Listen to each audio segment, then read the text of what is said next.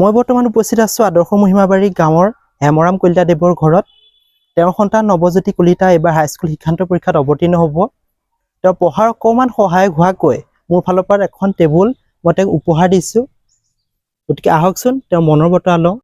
নমস্কাৰ, মোৰ নাম শ্ৰী নৱজ্যোতি কলিতা। মই এবাৰ মেট্ৰিক পৰীক্ষা দিম। তাৰ বাবে মোক এখন টেবুলৰ প্ৰয়োজন হৈছিলে। স্কুলৰ টেবুল আছিলে, কিন্তু স্কুলৰ টেবুলখনত মোৰ লেখা প্ৰব্লেমৰ কাৰণে মই য'ত টিউশ্যন কৰোঁ পাৰ্থৰ ছাৰৰ গুৰিত, তো পাৰ্থৰ ছাৰে মোক এখন টেবুল উপহাৰ দিছে আৰু তেওঁ মোৰ 6 মাহ দিন ক্লাছ ফ্ৰীকৈ কৰি আছে। আৰু এই টেবুলখন মোক মেট্ৰিকত লিখিবৰ বাবে তেওঁ এখন উপহাৰ দিছে। আহকচোন এবাৰ নৱজ্যোতি দেউতাকৰ মনৰ বতৰা লওঁ। নমস্কাৰ, মোৰ নাম শ্ৰী হেমৰাম কলিতা। মই মোৰ পুত্ৰ শ্ৰী নৱজ্যোতি কলিতা। আমাৰ একে গাঁৱৰে পাৰ্থ শৰ্মা নামৰ শিক্ষকজনে মোৰ পুত্ৰ নৱজ্যোতি কলিতাক এখন টেবুল দান কৰিছিল।